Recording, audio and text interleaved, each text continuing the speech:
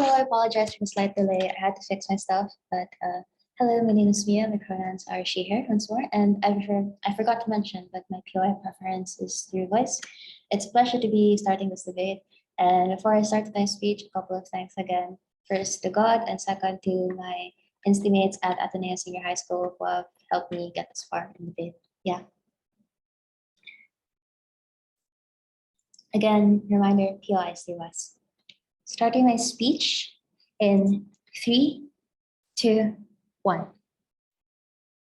There is an urgency in this debate, and that specific urgency is overshadowed by the large narrative that technology swoops in as an angel to fix our dire situation.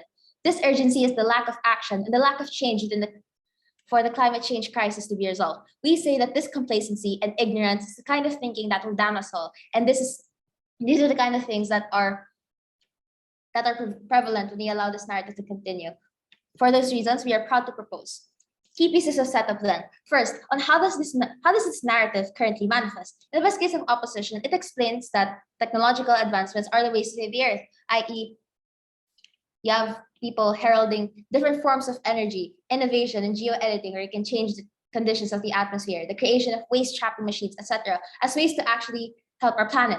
There's heavy emphasis on investing on these technological advancements as opposed to individual action. Given this definition, it shifts the focus from individual actors such as ourselves, corporations, and countries, but rather to innovators that we should just rely on to create good inventions, which is what you get. Second, where is this narrative mostly seen? It's like to be propagated by the media, where you have sci-fi movies, dystopias, stories, and articles, etc., that sensationalize technological advancement. This narrative is what most people consume insofar as corporations create promises that they'll switch to greener technologies and further innovate, which is general public bias, which is harmful because it gives corporations a scapegoat whenever they're confronted about their bad practices. They're able to say that their actions will change and that they will adopt better technology, but that's not what happens. They hide behind the promise of shiny new technologies to fix the climate without actually fixing their systems that harm the planet in the first place. And even if they do change, that's even worse because these corporations often just do the bare minimum and employ tactics to deceive the general public. For example, the protests against plastic waste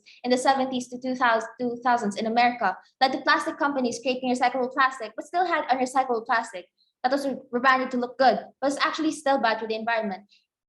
And these were only done for cost effectiveness and to retain and maximize the profit. But even if you don't believe that, corporations still have the same work ethics, even if they have this promotion of better technology. They'll still generally exploit the land around them. They'll still cut down trees. They'll still continue to pollute our seas, etc. They will do many things that are harmful to the environment, but it will seem good because maybe at their best case, they can solve climate change, but the skies will still remain polluted, which is bad for everyone. And finally, what does our counterfactual look like? There are likely to be other narratives to come about absent this focus on technological advancements, especially from the environmental movement. This would look like narrative is urgency, where there's a threat now, and that you are a contributor to climate change if you don't do anything about it. It might also look like blaming large corporations who are the biggest polluters and contributors to climate change. It looks like advocating for more summits for countries to create sweeping deals to trump climate change and for countries to actually pass more effective legislation. And these are better because they place an emphasis on active involvement. For example, the reason why CFCs were phased out and why the ozone layer was repaired wasn't because of new technology, but because the alternative was already lying around. It was just that it was cheaper for corporations to use technologies that created CFCs. At the point where the government created regulations and had corporations negotiate on the issue, could they go to a more expensive alternative that didn't harm the ozone layer? And this is what we want in our world. Two arguments for you then. First, on why this narrative propagates complacency that leads people to only sit back and watch. And second, on why we are likely to achieve better change absent this narrative. Before I move on, any points so far? Note how big companies are still incentivized to maximize their profit in your side of the house. They won't naturally disappear. So how does this narrative not existing exactly help to solve climate change in your side of the house? Because incentive for big companies to do the same things still exist. The difference in our world is that we don't let these corporations get away with using the promise of developing new technologies to resolve climate change in place of actually fixing their systems. The difference is we actually advocate for more government regulations and yeah. Moving on to the first argument coming from proposition on why this propagates a narrative of complacency that leads people to only sit back and watch and simply wait for technology to advance. The average consumer isn't a scientist nor a researcher, therefore they aren't the ones burdened to be the ones who invent and produce these technologies. These people as well aren't the most informed and not the richest. This means then that you cannot expect these people to buy new devices or always buy reusable bags because their financial capacities are also limited. In addition to this, these jobs have a higher barrier to entry. This is why people tend to find a lot of technology to be elitist. It's why they're likely to continue their habits, such as buying plastic sachets, making use of unrecyclable waste, and investing into practices such as using gas-filled cars. This is especially true for those living in developing countries where they cannot afford to buy electric cars nor invest in technologies, even if the long-term benefits are guaranteed, because they need the short-term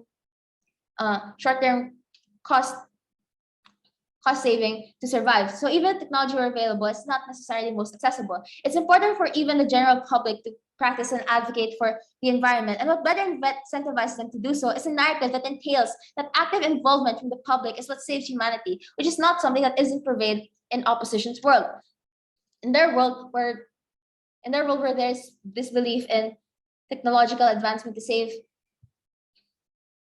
resolve the climate crisis, what you have is people generally just leaving it to the scientists to fix the world and whatnot, rather than actually changing their practices. Next argument then, absent the narrative, we're likely to achieve better change because the focus is now on calling out and calling for action from corporations and state. On either side of the house, scientists and researchers will still exist. Environmental activists will continue to rally for the environment, etc. The difference in our world is where they direct the blame. With this current narrative, it's very vague as to where we are asking for accountability, and we say that's regrettable. The counter narrative to this is to actively demonize big corporations, and point out the bad practices that they have, which include making use of a lot of oil, polluting mountains, etc., and even greenwashing, because the impact that they have is far more greater in sparking urgency within the public and the higher ups. These corporations are one of the most important stakeholders you need to pressure because so what if there are new technologies, but corporations choose not to adapt them? I want to emphasize that this counter narrative is exclusive on our side because we actually place an emphasis again on active involvement, and we don't just focus on these technological advancements. It's also actually on our side where we amplify scientists' voices insofar as these experts are still able to voice their concerns and call for accountability. In status quo, the problem is that these scientists aren't listened to, and even though they tell us so much. We mitigate climate change to a large extent because the problem isn't that we don't have the technology to do so. It's that we voice out what we can do to actually resolve it now. For all of these reasons, ought to propose. Thank you. I would like to thank that speaker for that fine speech. I'd like to invite the leader of opposition whenever you're ready here. Hey, I'm sorry, am I audible and visible? Yes, you are. Thank you. Just to recap, my pronouns are she, her. I'll be accepting POIs verbally, and give me a second to set my timer. So my time will start in 3, 2, 1. Side proposition is too naive. They think that just with personal actions, they can actually change the huge problem of climate change. Not true. Side opposition would like to point out that we are the only side that can solve this problem. So what is the burden of the debate? We would prove that on the long run, technological developments in green technology is going to do more harm than good. And side proposition, we need to prove otherwise. So what are our stances? One, side opposition is not arguing for prioritization of technological advancements over climate change. Instead, as the motion implies, we're arguing that technological advancements actively brings benefits to prevent climate change.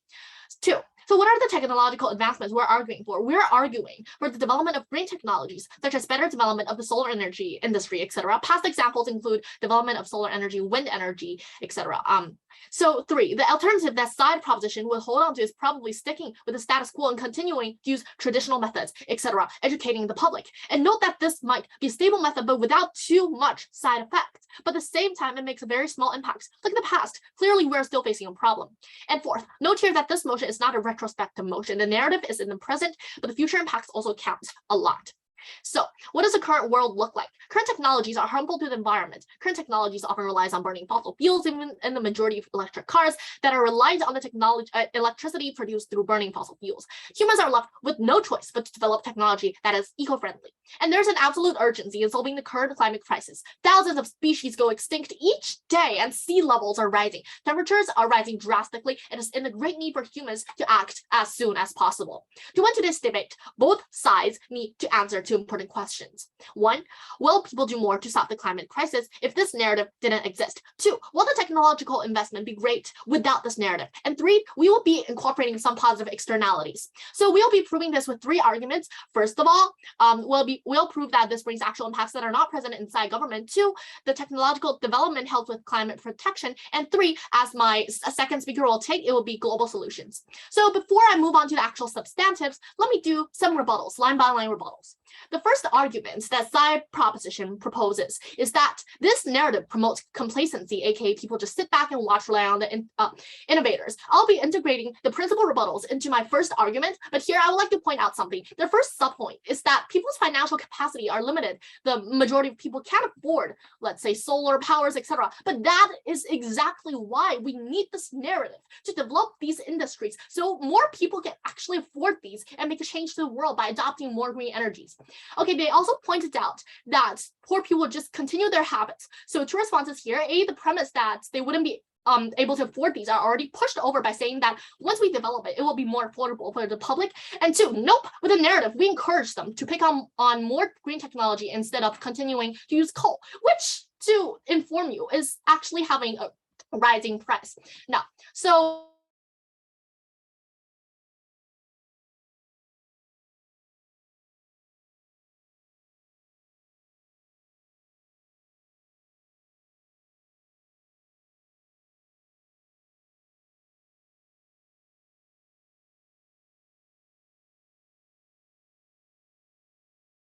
Yeah, I think the speaker is experiencing internet connection issues. She's also laggy here. I will contact her as soon as possible, and hopefully she'll be back soon. I am so sorry. I think I just dropped out of Zoom. Yeah, no worries. I stopped your time at 3 minutes and 15 seconds. 3 minutes and 15 seconds. Yes. So what was I talking about? You were talking about technology, which is high price, and about coal. Oh, Yeah. cool. So one sec. I think, yeah. I'll be continuing my argument. I'll be turning off my cameras to help with the internet. I'm so sorry for the inconvenience. Okay, my time continues in 3, 2, 1. Side proposition continues to say that technology cannot benefit the poor countries, and this will be responded by the second speaker argument. And we tell countries in Africa do not use their own coal or oil reserves because it will harm the environment. But that means they can't develop. So we have three options: either give them access to alternative technologies that allow them to continue development, or get them stuck in a phase of non-development, or let them pollute. The government teams leave us with only those last two choices, while side opposition actually solves the problem. Okay, moving on to the first substantives. The first argument, just to note, is actually a direct clash with their principal argument. So this brings actual impacts that are not present inside government. A, it brings people to action. When there's a narrative actively encouraging people to protect the environment, people actually tend to do things. This is a narrative that can propel people to attempt to solve the problem of climate change. And we argue that this does not exist inside government's world, leading us to the second subpoint. B, perception. People will not do more to stop the climate crisis if this narrative doesn't exist. Understand that the current situation falls where there are tons of activists urging for changes in lifestyle, but these are often non-lasting or ineffective, since the problems of climate change are things that cannot be solved by individual lifestyle changes. Instead, it requires systemic policy and industrial changes. It's important to give people the idea that we're heading somewhere, that the changes are actually possible. This narrative exactly does it. It tells people that through technological development, we can actually save the climate crisis and give people the incentive either to engage in the process of innovation or to invest. So on the comparative, the world of side government may actually revert to the false and harmful notion of individual responsibility, which is not enough, as side proposition tries to disprove. The sense of fatalism, loss of hope, and feeling that nothing can be done means that people won't take more action if the narrative doesn't exist. The second subpoint is on how technological development helps with climate protection. A, more government investment and consumer demand for such green technologies. The impact here is that this sends a message to the government that companies and investors that are having great potential in the developing environmental friendly technology that they otherwise wouldn't have. In the status quo, governments do not have an incentive to protect the government since the impact of it is long-term and may bring a budget deficit. So government usually doesn't invest in environmental regulations with the fear that people won't acknowledge this and gets voted out. I'll be taking POI before I continue, if there's any. No? All right then. So, however, when environmental changes are directly linked with the development of technology, this brings short-term visible impacts on the economy, and thus the government has an incentive to do so. Two, companies are profit-driven. When they know investing in green technology will be well received in the public, they have an incentive to invest into these technologies. B, when technology develops, there's a positive side effect it brings. A, it brings up the industry, creating more demand/market for such technology. The further development, when engaging a free market, there are maximum incentive for every actor in this industry to innovate and do researches. Okay, and technology can actually make a difference. The cost of solar and batteries has decreased below the cost of coal in many places. And we recently had a breakthrough in the nuclear fusion reactors. Electric cars are more efficient and common. Smart thermometers, vegetarian meat alternatives, and potential geoengineering. A problem for government is that there is overwhelming evidence that technology is at the very least a necessary component of addressing climate change, and it has proven a track record of success. Okay, so see, better on comparative. Note here, Judge, and I would like to highlight this very much, that technology is going to continue to develop and continue to play a growing role in our lives, whether this narrative exists or not.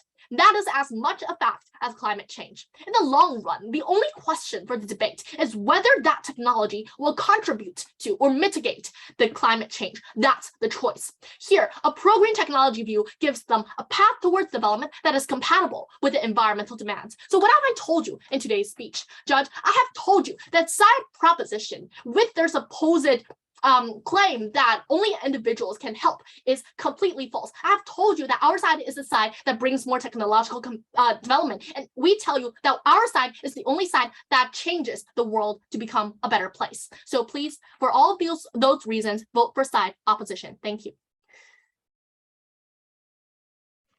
I would like to thank the speaker for that fine speech. I'd like to invite the Deputy Prime Minister whenever you're ready here.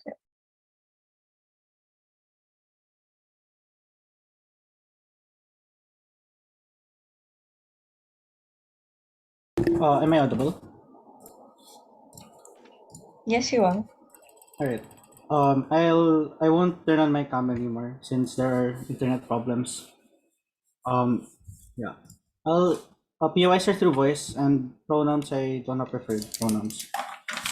I'll start my speech then in 3, 2, 1. I have two clarifications because it seems that like the previous speaker completely strawmans her entire case. Because they tried to say that firstly, we're not using technology. Secondly, we're only using individual ways of changing like climate change.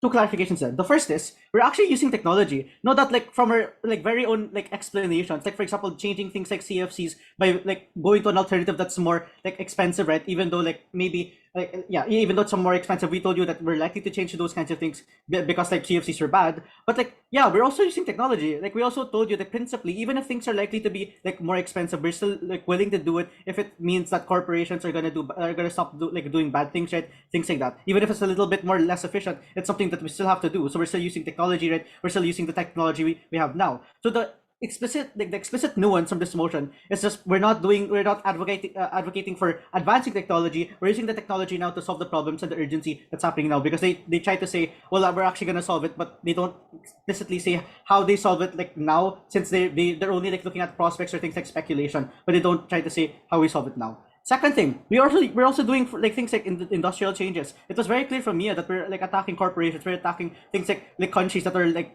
exploiting like a lot of land, things like that. So insofar as that's the case, they don't necessarily take down an entire case because they just attack a strawman version where we don't advocate for those kinds of things. Like an individual way, it's just like something that's added to our prop, but it doesn't necessarily mean it's our only thing. Second thing they talk about then.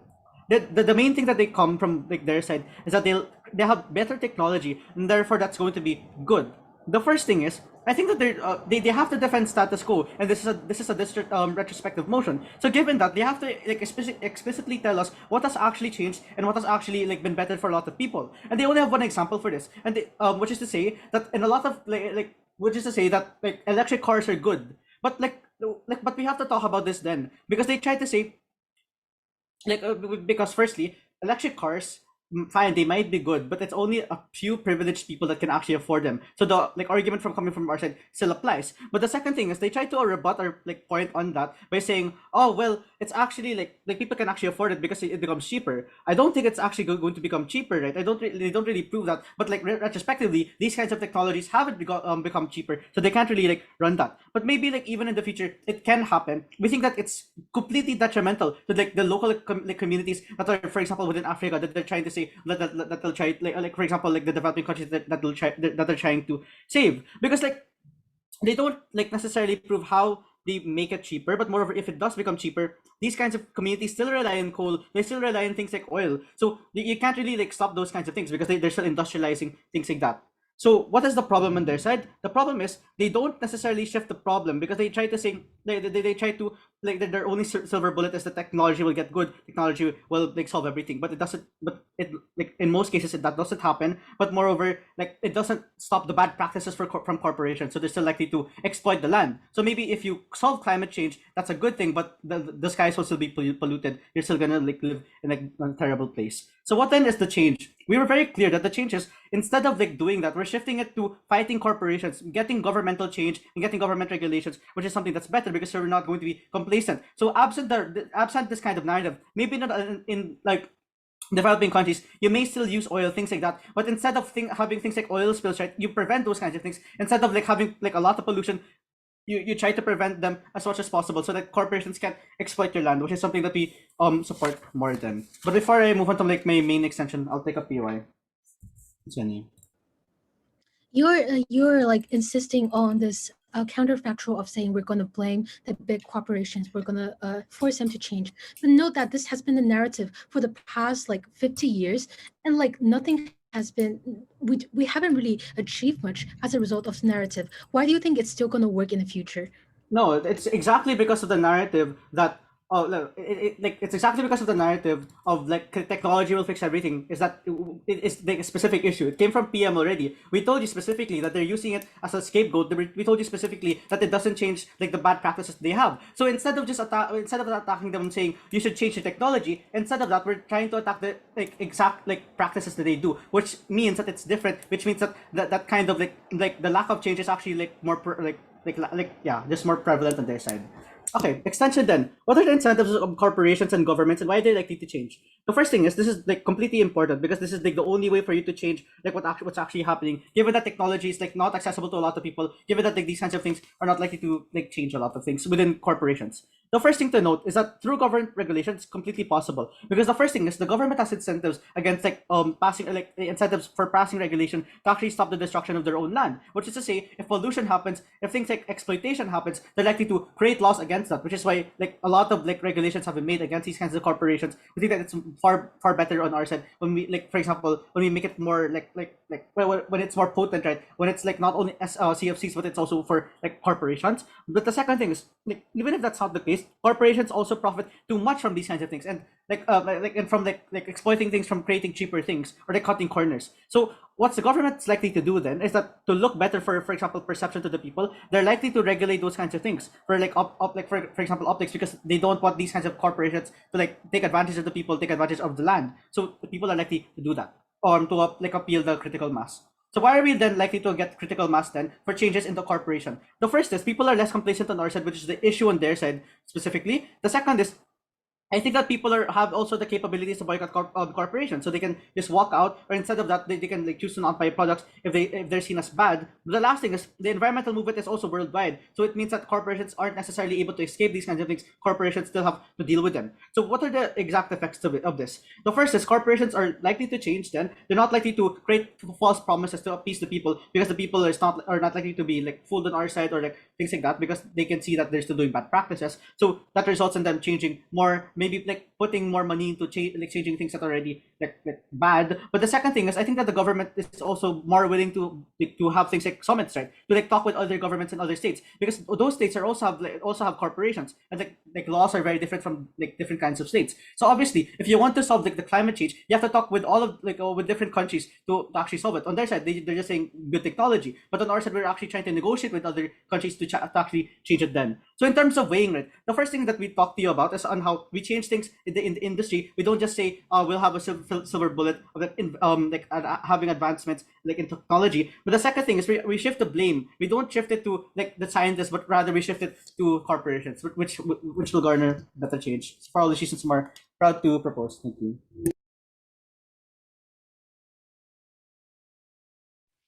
I would like to thank that speaker for that fine speech. I'd like to invite the Deputy Leader of Opposition whenever you're ready here. Hi, am I audible? Yes, you are. Okay. Okay, please give me a second to set up my timer.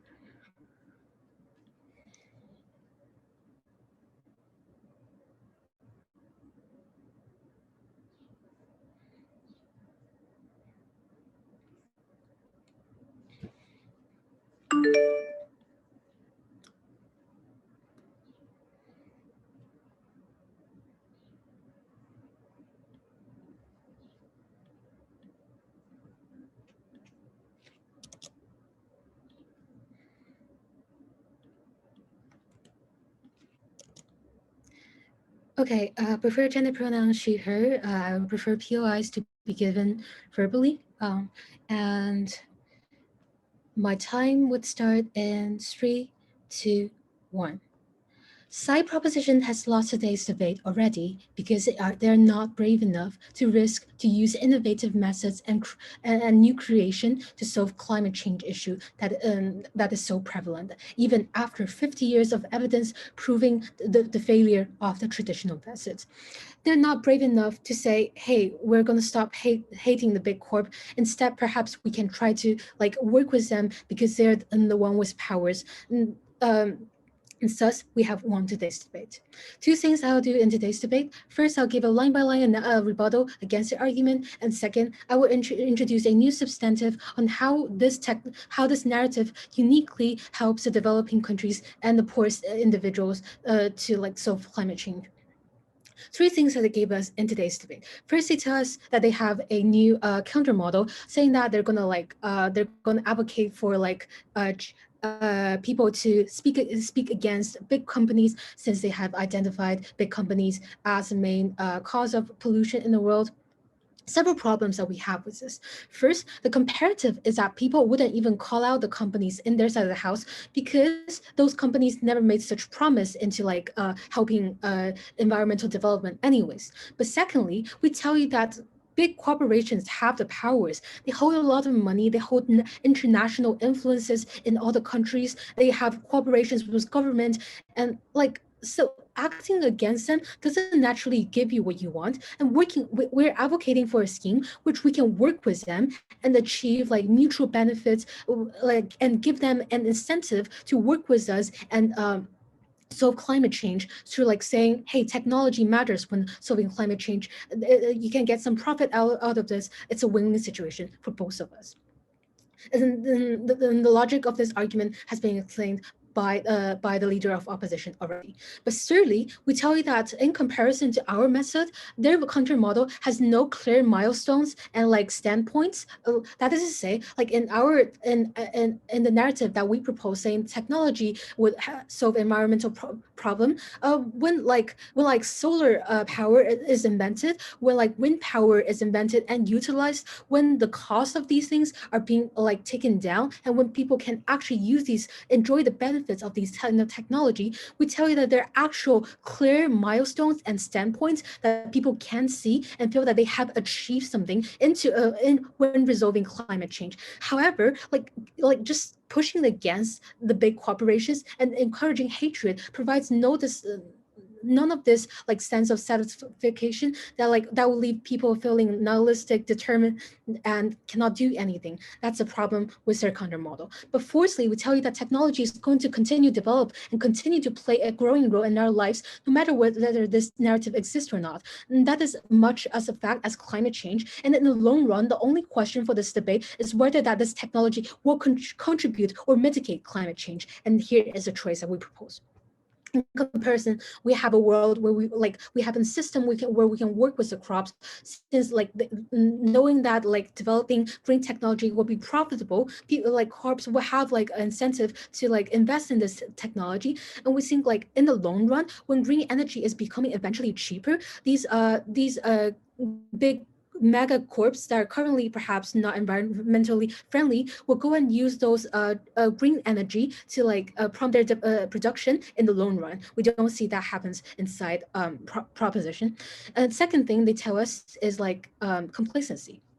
I think the problem is that it leaves out the role of an individual, that the individual's impact on climate change, because we tell you that technology can make a big difference in our side, by just becoming a vegan, eating vegan meat, and using electric cars can help a lot, when you're an individual. And we think they shouldn't just leave the role of individual out by blaming the big companies. In addition, they tell us it doesn't help developing countries or the poorest individuals, since they can't afford this technology anyways. My first speaker told you that is why developing it matters, because more people can afford it. The mechanisms to we achieve this is through economy of scale. And this energy is becoming more and more efficient. Economy of scale allows mass production to allow everyone to enjoy the benefit of developing this technology. But secondly, we tell you that the current lifestyle of the rich individual result in the most pollution anyways, right? For example, only the rich people can afford a fancy car, whereas the poor people will usually take bus or metro.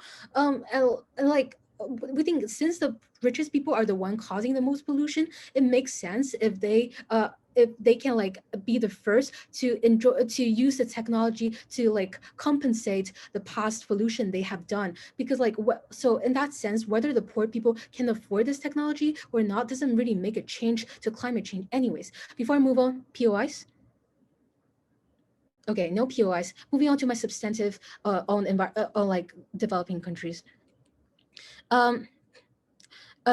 Okay, cooperations and competition between major powers and polluters. This is to say, technology past tends towards international cooperation and a positive competition, whereas anti-tech past tends towards international blame game of emissions and lack of cooperations. For example, we think it is good if countries and government around the world compete for green technology and share the technology. In the world of government, the narrative disappears and we're left with a divided world where countries blame each other for their policies and the mission. This is a very serious problem because solving climate change requires international cooperations, which we have. Only in opposition's world, there will be international cooperations to solve this climate crisis, especially benefiting developing countries who usually suffer the most from climate crisis. Subpoint B, a development of poorest countries. The thesis of this argument will be about developing countries and their technological adoption as a result. Too often we say poor developing countries shouldn't develop or industrialize because they will hurt their natural environment and climate change. When Western countries abuses industrialization and cause a problem, an anti-technology view therefore contributes to an anti-development view in those developing countries. We tell countries in Africa to not use their own coal or oil reserves because it will harm their own environment, but that means that they cannot develop. So we have three options: either give them access to alternative technology that allows them to continue to develop, or we get them stuck in the phase of non-development, or we will let them pollute. We think government leaves us with the last two choices, whereas we promote sustainable development of technology. Never been prouder to oppose. I would like to thank the speaker for that fine speech. I'd like to invite the government whip whenever you're ready here. Hi. Okay. So I'll just be setting up my timer, organizing my notes, and then I'll begin my speech.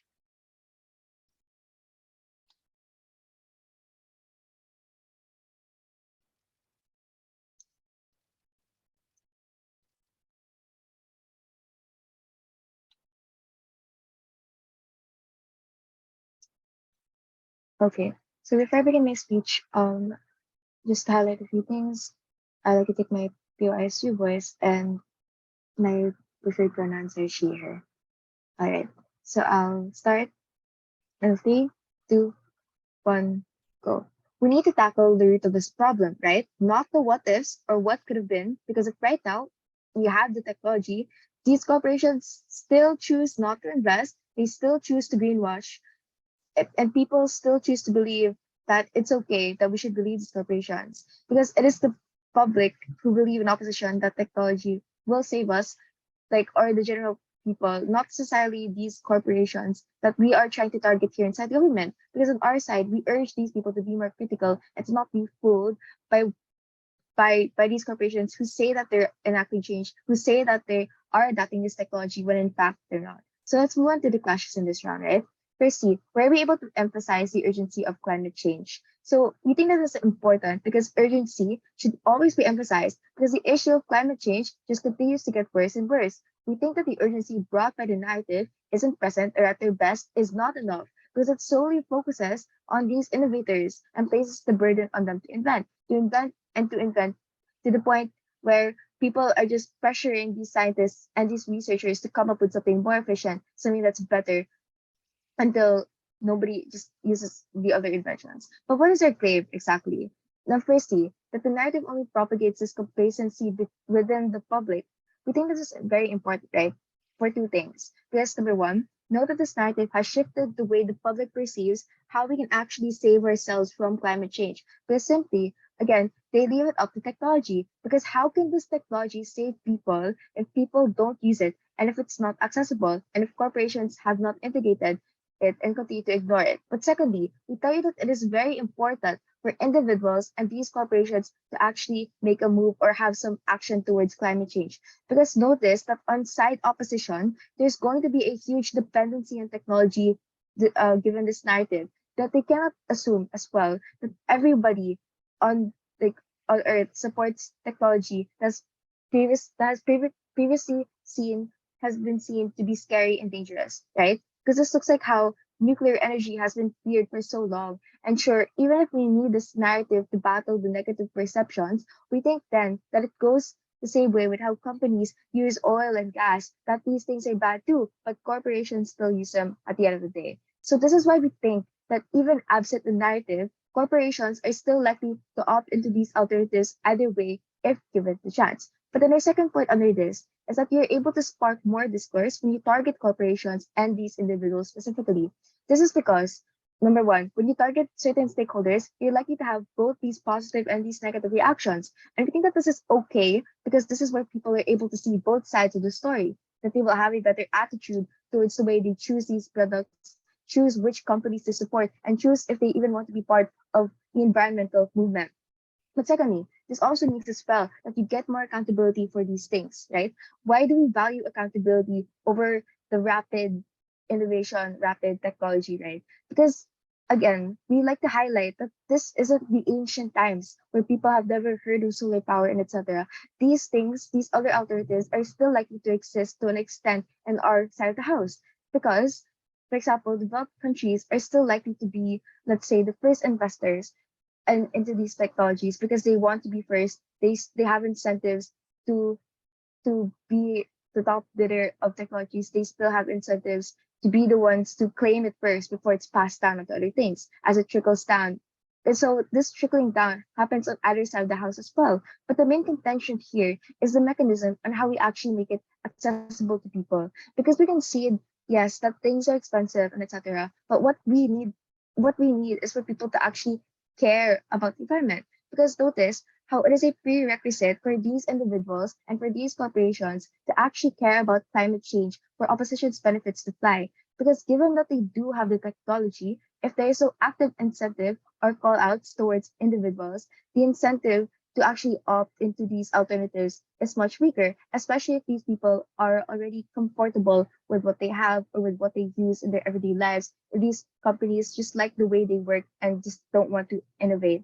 Yet, on our side, look at how environmental activists, for example, literally rally outside the roads to call out the attention of companies. Look how even absent this narrative, these activists are still likely to call these individuals to even do the simplest things, like the bare minimum of segregating your trash, so on and so forth. Even if these things are very little, we still believe that these things are the most impactful. Because notice how many people live on the planet. Like there are billions of people who live here. And imagine if every single person was able to care about the environment, then we think that this is the only time wherein we're actually able to advance as civilization. But then the second issue, where do we get actual and tangible change for the environment? We think that this is specifically important, as we've highlighted down the bench, because we need these companies to make that decision, and we need more people to actually support these decisions as well. So what has been our claims, right? Firstly, that through our alternatives, such as demonizing corporations or placing an emphasis on individuals' actions, this is where we're actually able to achieve change. Because firstly, change is quicker, because given that there is a baseline of technology that exists outside the narrative, this means that if you tell people that this technology is good and you actively call them out, you tell them that this is better and it will make their lives um more sustainable, then it's more likely that once you give your focus on them, they're more likely to trust the technology that you have. But we also tell you that change is more sustainable. And note that this only becomes valid when it's actually used, right? Because if technology is just being made all over and over again without companies choosing to invest in it because it's expensive, we see that it's just useless at the end of the day. But the second point here is, as already mentioned by my first, is that technology already exists. It's just that these corporations choose not to use them. And again, to be clear, even if it did not exist, if we called out corporations, right, then they're likely to make these solutions happen that will inevitably lead to technology anyway. So this is why developing countries aren't capable of developing, simply because the companies inside developed countries, for example, are the ones not changing their ways. They should be the ones like they should be the ones to start the movement to suddenly adopt this technology. But in reality, they don't, even if you have so many options to do so. But what's the problem in their case? I think that they say that they have better innovation because of the world capitalism and they can work with these corporations. But you see, that is the problem. A lot of bureaucracy exists within these corporations. So even if the technology was advanced and present, a lot of business owners are not likely to give in because these corporations become more complacent because they already have tons of consumers that believe in them, that believe in their ways and practices. And that the assumption of international cooperation is not so exclusive, again, because if people are suffering together, the state is still likely to notice and the state is still likely to act. For all these reasons, propose. I'd like to thank the speaker for the fine speech. I'd like to invite the opposition. Whenever you're ready, here. Okay, sorry, just give me a couple of seconds to organize my notes.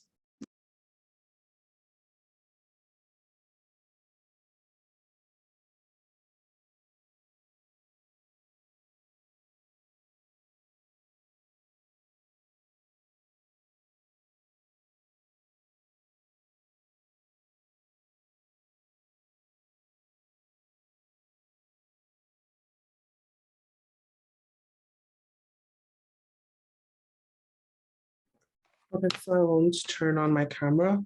My preferred gender pronoun is he, him, and I prefer POIs done verbally. Okay, so my time will start in 3, 2, 1, and now. Judge, 3 questions to consider in this debate. First, will people do more to stop the climate crisis if the narrative did or did not exist? Second, will or will not technology investment be as great without this narrative? Finally, will the technology develops actually go back to saving the climate change? Okay, but before getting into these questions, let's see what are the few biggest strategic mistakes that the opponent made up till now that made them lost today's debate. First, they have never been able to point out the actual harms of this narrative through their rebuttals. The only thing that they talk about, the only point that they talk about today on the harm of the narrative is that it shifts the responsibility from the individuals to the innovators and brings complacency, which we've thoroughly rebutted. In order for them to win today's debate, they need to point out the actual harms of this narrative in order to regret it. Even if we assume that they win on all other clashes, they still lose this debate because they're simply denying that there are benefits, but does not point out that there are harms. Okay, rebutting that to the second mistake that they made. The opponents have been constantly focusing on how can we how can we counter the big cooperatives? How can we, fight against the big companies while they ignored one single thing, that in the current situation, regardless if we are facing a big government or a big corporation, the public interest is the most important. We've proven to you that it is only on our side there will be public interest to push those big corporations towards change. It will only be that our side. It will only be on our side where the public interest is shifted towards climate change and protecting that. Their side had done nothing but denying it, which is a false denial, as my speaker had thoroughly rebutted. Therefore, by ignoring the public interest and its impact, its role played in the current society, they ultimately lose today's debate. Now, without further ado, let's get into the first question. Will people do more or less to stop the climate change crisis if the narrative did or did not exist? Let's see what the opponent said, right? The opponent first, in their concern, they said that people will just sit back and wait for technology to advance. Not true, right? First, we've rebutted that we'll be encouraging them to use actually more green technology. And secondly, we told you that it is not true. Why? Because even in their daily lives, when they're buying cars or buying a house or buying products, they will want to try to focus on the green products and green technologies, right? Furthermore, and the opponent's concern, these green technologies will not be accessible. And throughout their third speech and their second speech, they have only been repeating this idea, but did not respond to any of the rebuttals provided by my second speaker. Let me repeat them. We told you that it will be accessible eventually because first, there will be economic of scale, there will be mass production, and therefore it will cheapen the price. And secondly, just simply on the demand and supply law. When the supply goes up, the price naturally goes down. Demand also goes up, price naturally goes down. They ignored this response, and therefore their point on this does not stand. Furthermore, we told you that the current lifestyle, even if we take them at their best round, we need to understand that the current lifestyle of the rich results in creating more and more pollution. So therefore, even if we take them at their best, and even if only the rich people are using those green technology, it is still good. They fail to acknowledge any harms, fail to deny all the benefits. Therefore, they lose on this. Furthermore, let's see what they said. They said that there will be the great companies won't be able to find accountability in them. We won't be able to find accountability in the large land-owning companies, corporations, etc. But this is not true, right? We told you that first, with this narrative, at least there will be a burden for them to achieve such goals. We told you that with this narrative, there will be at least public pressure, pressuring them to achieve this goal. We told you that at least they will make promises. On the comparative, on their side, those big corporations, these big companies, those big countries will not even make any promises. They simply wouldn't care about the climate change. This is the comparative you get on their side, Judge. Therefore, their side completely fails on this. Without this narrative, it's proven that their side won't even bother to make a promise on climate change. Now let's see what our side told you. Our side told you that first we'll bring people into action. We'll bring people into action by creating this narrative, by creating this sense of urgency in climate change, never responded to by them. Second, we told you that they will create a perception, or at least we'll create this positive perception that we're actually going somewhere, that with this development of technology, we're actually trying to help save the environment.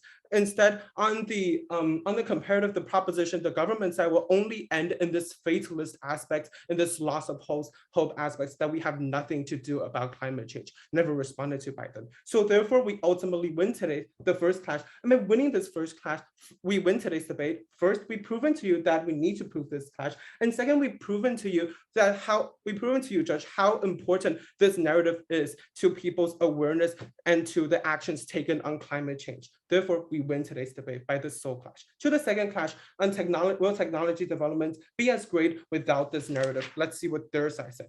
Almost nothing. The only thing that their side said is, again, about big corporations, about how their side will provide this counter model of speaking against the big corporation. However, we told you that first, people won't even call the companies on their side. Second, big corporations has all the power. So therefore, it will be better if we cooperate with the big corporations, and we will get will get them to produce green technologies. We told you throughout our speech that as the demand of green technology Yeah. rises, as the public interest in, oh, thank you, it's protected time, as the public interest shifted towards the green technology, those big companies will ultimately be willing to promote and produce the green technology, etc. So therefore, we told you that technological development will just be as great, if not even better on our side.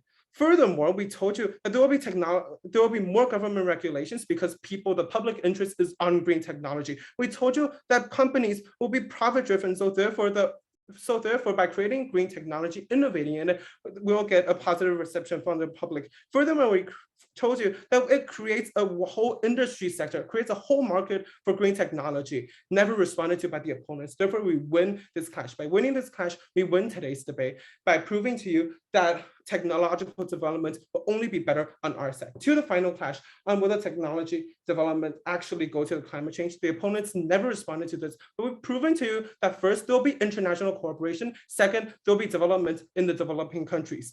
The opponents never responded to, and by not responding to that, opponents lose today's debate. What have I proven to you? First, we get more public awareness and public action in climate change. Second, technological development will be even better in our side. And finally, the technological development will go to climate change only on our side. Vote for opposition. Thank you, Judge. I would like to thank that speaker for that fine speech. I'd like to invite the opposition reply speaker whenever you're ready here. Hey, am I audible? Yes, you are. So my time will start in 3, 2, 1. Climate change is undoubtedly a great issue in modern society, and please note that side opposition is the only side that brings change and attempts to, if not solve, this problem. There are 2 issues in today's debate, as we have pointed out from our very first speech. 1, will people do more to stop the climate crisis if this narrative didn't exist? And 2, will technological investment be as great without this narrative? So on the first issue of which side brings actual change. Side proposition's sole principal argument is that this narrative brings complacency. They say that the responsibility will be shifted from the individuals to innovators on our side of the house. We have already given a thorough rebuttal to this argument by saying that 1, individual works doesn't have much impact to their side causes individuals to lose hope. And if then, how can they expect individuals to work to solve this problem? And 3, individuals will actively bring in more green technology. Now, side proposition responded to this by saying that people can't afford these green energy. Yet this is exactly why we need this narrative, so that these green technology industries would be more developed and hence more affordable. 2, the current lifestyle of rich individuals results in the most pollution, as we have pointed out. Side proposition then proceeded to claim that because corporations could deceive people, this narrative wouldn't be as effective.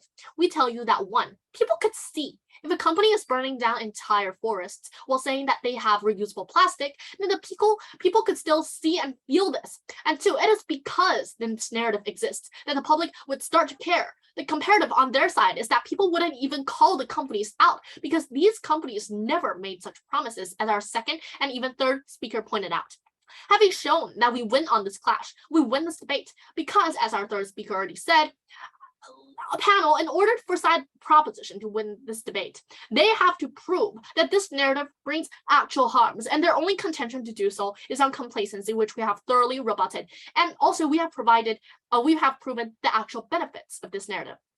On the second issue of which side brings more technological advancements, well, side government completely ignores this crucial question that is so important in today's debate, and for that they absolutely loses this debate, as this is a direct benefit of this narrative. But what have we told you? We told you that we support working with these corporations and it would be a double win. And side proposition never responded to this, and it is too late for them to do so in their reply speech. But we have also told you that 1, more government investments and consumer demand for such green technologies would actually bring more development and hence be more beneficial to the public. And 2, when technology develops, there's a positive side effect it brings. And 3, this will be better on comparative. Side proposition never responded to any of our contentions on this. Finally, Judge, I would like to point out why we win through 3 things. One, as we have highlighted throughout our speeches, technology is going to continue to develop and continue to play a growing role in our lives, whether this narrative exists or not. That is as much a fact as climate change. In the long run, the only question for the debate is whether this technology will contribute to or mitigate climate change. That's the choice. And here, a pro-green technology view gives them a path towards development that's compatible with environmental demands. Two, after we see the failure of the traditional way of solving climate changes, we ought to make changes and adopt more radical methods, which side proposition failed to see. And three, both corporations and government has an incentive to engage in solving climate change since it directly benefits them. Once again, we tell you that this is a double win for both the government, for the citizens, and the corporations, because the companies are profit driven and the government has an incentive to help the citizens and solve the climate change issues, and the citizens will live in a better environment. Judge, please note the urgency of climate change. Currently, we live in a world where coal and fossil fuels are repeatedly used, and this actually hurts the environment a lot. And this is going to directly threaten the health of the citizens, if not in the future make them live a worse life a lot. So we desperately need to solve this problem, and side opposition showing that we are able to solve the problem should win this debate. And with this narrative, we will finally be able to rage into the darkness of the night. Only our opposition, we will have a guiding light of green technologies. Thank you. I would like to thank that speaker for their fine speech. I'd like to invite the government reply speaker whenever they're ready here.